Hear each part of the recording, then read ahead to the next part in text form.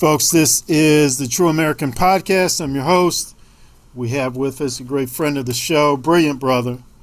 And man, I don't care if you agree with him, disagree with him, you need to hear him, you need to understand him, because he educates. Every time you open his mouth, he's educating folk. He's giving you important information. And then he also has some good news to share with us today. Brother John, I call him Brother John. I hope that's okay for him, but I call him Brother John. Good for me. And then we're also we're going to post his website there so that people can get in touch with him, learn more about him, and learn how they can support him. Because if you listen to the other interviews I've done of him, if you're a true patriot, your attitude's going to be, hey, what more can I do to support this brother?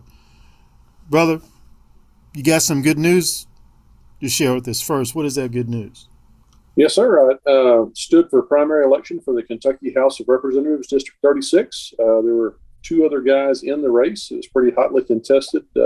Probably close to $250,000 expended between the three of us and a couple of other groups. And I prevailed in that three-way race, 48 to 35 to 17. And Wow.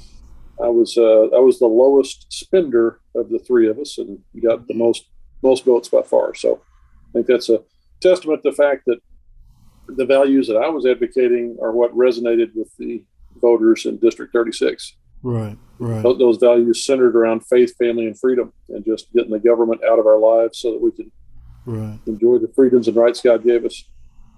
And speaking to my listeners, go to my website, booktalkwithcorbin.com, and you'll see my other interviews with Brother John when he talks about what he means by what he says about values and etc. But brother, today I want to talk to you about business. Yes. I approached you. I wanted you back on the show. I threw a couple of subjects at you, and you said, "Hey, I want to talk about this business situation." And so we're going to talk about that. Business in the Commonwealth of Kentucky, and I say the Commonwealth in Kentucky, even though you're repping District 36. You've always come off to me as, hey, I'm about Kentucky, period. Yes, Right. I'm going to represent my district. Yes, I'm going to do everything I can do for my district, but I'm also all about the Commonwealth of Kentucky, period. Is that accurate? It's accurate. It's like we're all in a big boat, and you can't claim the leak is in somebody else's part of the boat. Because if the boat goes down, we're all going to sink. Okay. If the boat floats, we'll all do well. So, yeah. So we need the whole.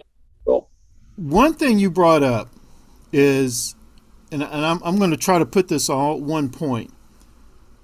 What we need in the Commonwealth of Kentucky, what we need more of in the Commonwealth of Kentucky, is a workforce that's sober, that's using your word, a workforce that shows up, and a workforce that's willing to be trained or can be trained.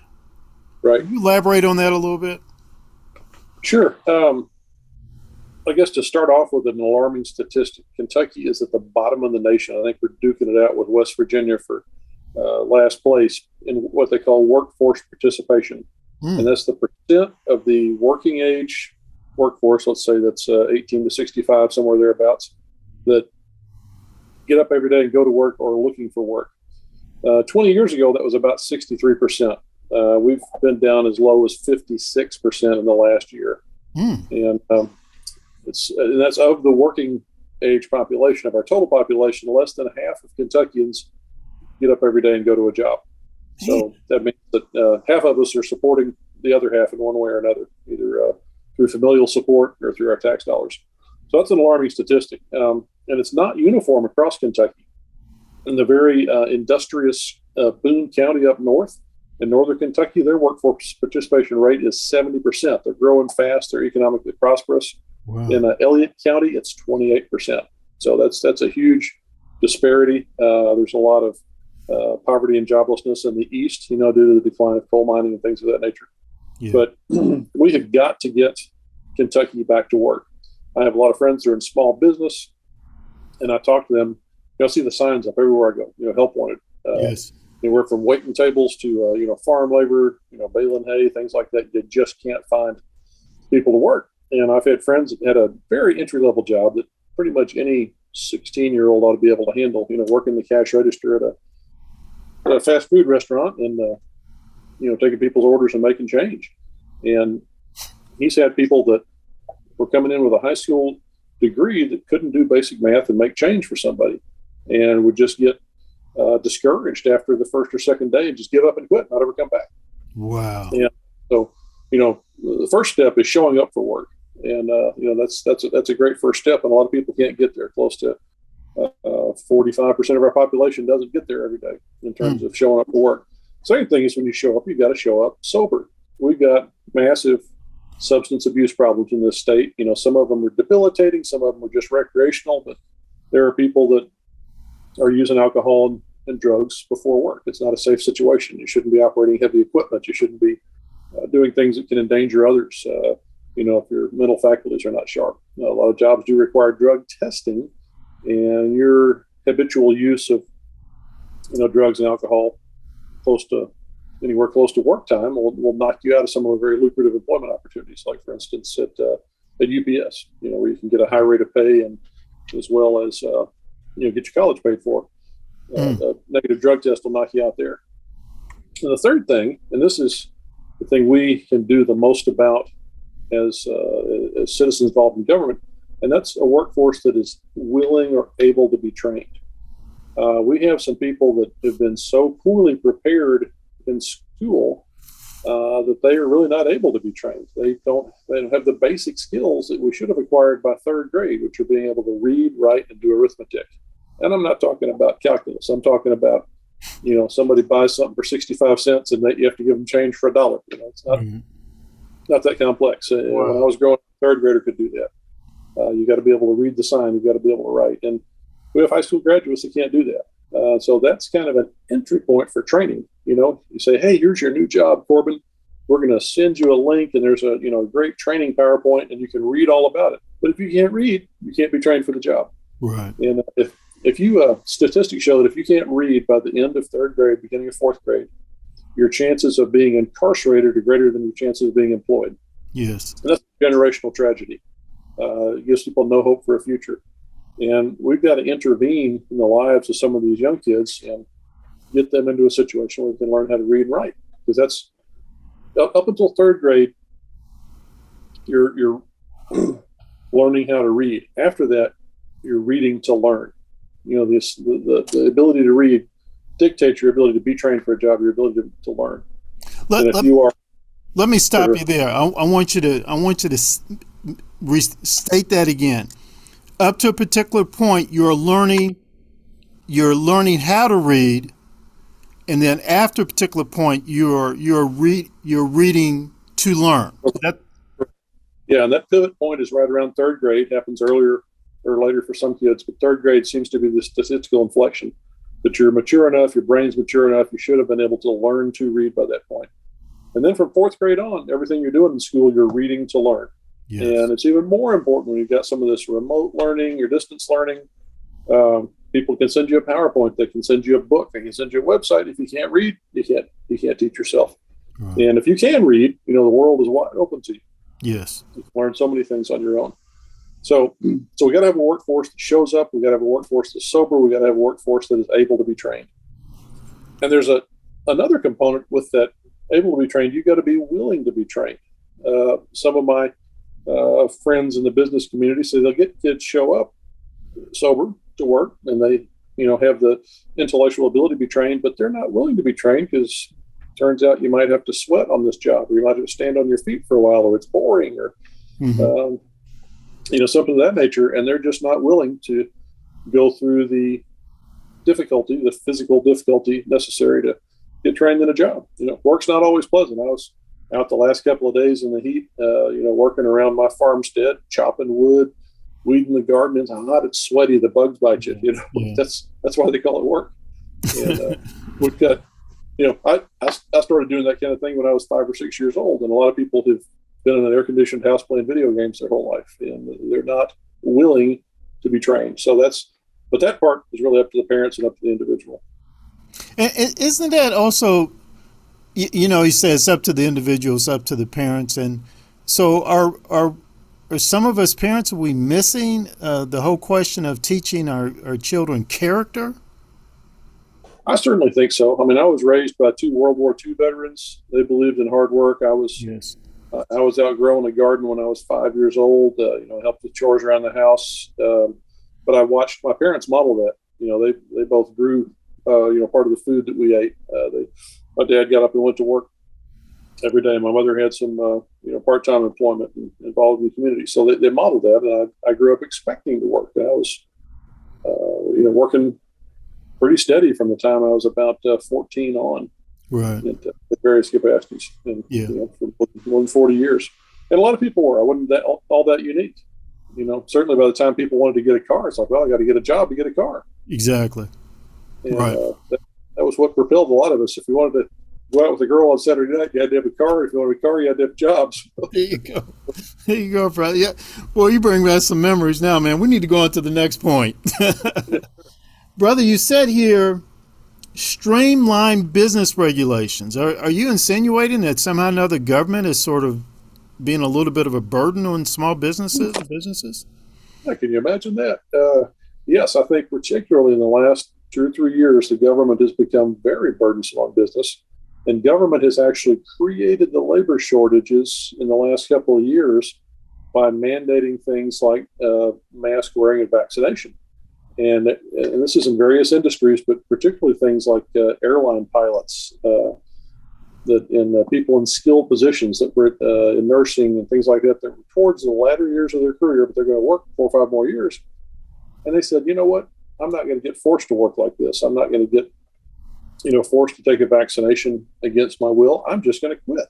And so those government regulations caused a huge exodus in the workforce of skilled nursing professionals and airline pilots. And you can see we're still experiencing ramifications from that in our business community. And those are professions that make other professions possible. You can't find truck drivers, for instance, over the road truck drivers, Right. At any price. And they had problems getting in and out of countries without a vaccine passport.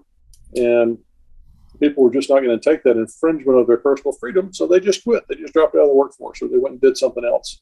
And we don't have the people coming along behind them to replace all those truck drivers. Yes. And believe me, over the road truck drivers are what makes American commerce float. Yes.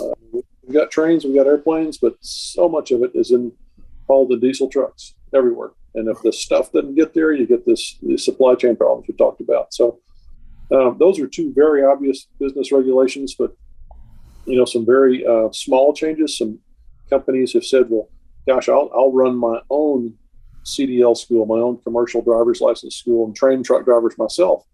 But a little tweak in the regulations made that impossible for some local companies. And, denying people the ability to even fix the problem that government caused. So that's some legislation I hope to pass next year when business owners bring to my attention job killing, economy killing government regulation. That's for not a good reason. I think we need to get rid of it. So you're putting something together where business folks can come to you and say, hey, look, this is an issue. This is a problem. So how can they reach you? How can some business people reach you to do that? Yeah, you can put my website up there, www.hodgson4ky.com, HODGSON, the number 4ky.com. Got contact info on there, but I want to form a business roundtable, particularly here in my district in Eastern Jefferson County, and get small business people to tell me what it is that's preventing them from being successful and creating jobs. I have friends on the national level with a group called Job Creators Network. That the man who was the founder of Home Depot, who's worth several $billion, he decided in his 80s to found this organization. And Job Creators Network is trying to do that on the national level to remove job killing and business killing regulations. This is remarkable for me to hear, because many times when I hear from groups like, different groups, like the National Urban League, how they want the government to do more as far as creating jobs, the government doing this as far as creating jobs or job training. And yet what I'm hearing from you and really what you're hearing from actual job creators is that, no, you just need to get out of our way. We will create jobs. We will do that. Am I getting this right? yes, you are right. And I think there is one more area of job killing regulation we didn't touch on, and that's the government incentivizing people not to work. Mm. During the COVID problem, it became readily apparent that it was much more profitable to stay home than collect your unemployment and the government COVID premium than it was to go to work. So people found themselves, if they're running a restaurant, they're bidding against the government for someone's services. And people would literally tell their employers, I can't come back to work for you. It's going to cost me $500 a week. So the state and the federal government were paying them so much to stay at home they couldn't come to work. And people were wanting to get COVID. They were wanting to test negative. They're wanting to, rat out their, fellow employees that, might have had a transmissible case because they wanted to not be able to go back to work. And, this was not a public health question. This is a question of personal economics. People were making so much extra money. I've got personal friends that told me this. They were making, in some cases, double or even triple what they were making working by staying at home. Because they had the federal payout, they had the state payout, they had other things that entered into it. And work is a habit, like we said in the beginning, work's not necessarily fun. It's something you do to, earn your food in this world. Right. And you get out of the habit of working and you don't really want to go back when it becomes available. Right. And, it's just, just like it's just really human nature. I mean, I have to admit, if somebody was to pay me triple what I'm making right now, and I'd not have to. I mean, I'm sorry, brother. I'd be home. Yeah. I mean, when you government incentivizes the wrong thing, guess what happens? Yeah. The wrong thing happens. So that's the biggest job killer. And if you look at the graph of our workforce participation rate in Kentucky, the biggest drop that we had was right when Andy Beshear implemented those payments. So people said, don't worry about going to work. You just stay home. We'll pay you unemployment. And of course, followed by the crisis of his own making, where some 400,000 people didn't get the unemployment they were promised. And this was absolutely ruinous to some people like they're in business for themselves, let's say nail salons, hairdressers, barbers, things like that didn't work and never got the promised unemployment benefits, and nobody would even answer the phone or their email. So that created a whole daisy chain of disastrous effects in their life, not being able to pay their bills. And so, okay. Folks, this is the True American Podcast. I'm your host. We're speaking today with Brother John. He's now representing District 36. Go to his website, check out some of the things he's doing. He's doing some really exciting work as far as helping businesses, small businesses, and all throughout the Commonwealth of Kentucky. I don't care where you are. If you're a business person, if you're an entrepreneur, you need to be in touch with this person. If you're anywhere in the Commonwealth of Kentucky, business owner, entrepreneur, you need to be in touch with Brother John, because he's all about lifting up everybody. And the key ways of doing that is we have to have, as you put it, job creators. I mean, and who are they? Those are the entrepreneurs. Those are small business owners. Those are business owners. We got to sort of step out of the way a little bit, stop putting all these burdens on them, so that they can do what they do best, and so that everybody can benefit. We're going to spend the last couple of minutes here talking about something that I think is a pretty sensitive issue, at least here in Jefferson County, and that is the public school system. It appears as if the public school system is failing our students, and in failing our students, failing our families, it's failing the whole Commonwealth. You like to comment about that a little bit? I think you said here schools producing qualified workers, or people qualified to do work. Yeah, there are some students coming out of our public schools that are college ready, and they're doing well. A lot of times they're coming out of the better programs in the magnet schools, but the majority are not coming out ready for college or trade school. A lot of them don't have some of the basic skills and the ability to read, write, and do arithmetic. Like I say, that's not 12th grade stuff. That's almost third and fourth grade kind of skill levels. And we've got significant numbers of people that have not had enough education in order to hold a job or even be trained for a job. And that's a massive problem. That creates generational poverty when you Can't do that. Then if you become a parent yourself, you're not in a position to help your child get trained. So we have got to do better with education. We have to have a massive push to create literacy by fourth grade. There's an enormous gap in our schools right now. It's not a question of money. We're spending in excess of $18,000 per student in Jefferson County Public Schools. I believe the budget for Jefferson County Public Schools has hit $2 billion a year. Wow. It's twice what the rest of Jefferson County is. They just raised our taxes by another 9%, and there's not a lot of accountability for that product. There's some teachers working pretty hard out there and probably not getting compensated enough, but there are hundreds and hundreds of non-teaching employees that make six-figure salaries, various types of bureaucrats, and we're not teaching kids reading, writing, and arithmetic. We're teaching them novel social theories and just not hard educational facts. We're teaching them about other things, and we've had other discussions about those things that they're teaching, but we've got to get down to in the classroom. We're just teaching the facts: reading, writing, arithmetic, basic civics, things that you have to function out there in the world, Right. and have a job. Well, And we've got to do better by our kids. and that's really pretty common sense. And not only is it common sense, but don't you think that's nonpartisan as well? I think it absolutely is. And you'll find that the desire among parents to be able to get their kids into a good educational situation cuts across all economic levels, especially in Jefferson County. We did get legislation passed this year to allow charter schools in Kentucky, at least two of them. One will be in West Louisville and one, I think, in northern Kentucky somewhere. Wow. They're still working on details and funding for that, but that's step one. I firmly believe that state education dollars need to follow the student to their school of choice, wherever that is. Mm. It should not be if the government deems that you're at a poverty level and they give you food stamps, they don't tell you can only spend your food stamps at Walmart or you can only spend them at Kroger. Right. You go over wherever you think you're going to get the best deal for food. It should be the same way with education dollars. Those education dollars should follow the student to their choice or their parents' choice of educational establishment, be that public, private, charter, homeschool, other kinds of alternative education, even online, trade school. Well, that sounds pretty reasonable. I mean, that sounds free pretty. Market.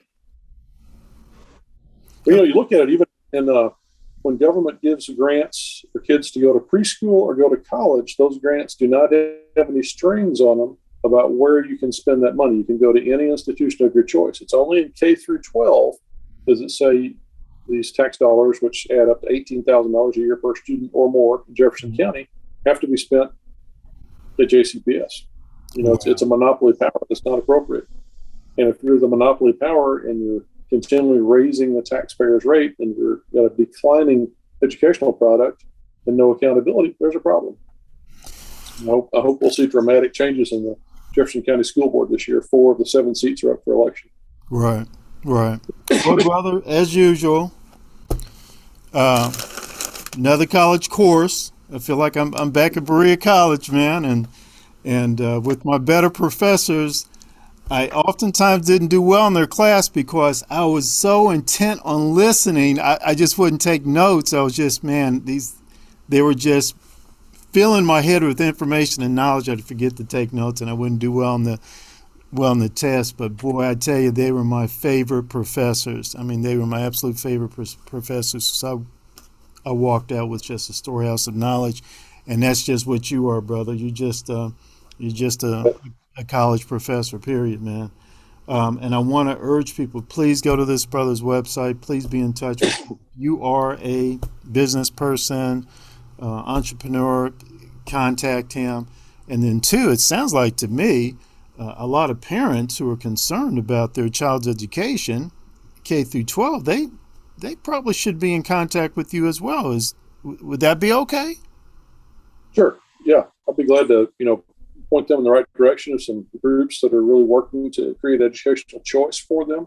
Yes. I'm not an educator myself. My wife was a career teacher, but I have a lot of people in the educational choice movement that are trying to improve those learning outcomes for our kids. Yes. But the number one target being literacy by 4th grade. If you take away nothing else, just remember that you got to be able to read by 4th grade, or statistically your life is not going to be turning out well. Great. Literacy by 4th grade. Brother, thank you again. Let's do You this bet. again Always a pleasure sometime. talking to you. Thanks so much, Corbin. You bet, brother. Thank you.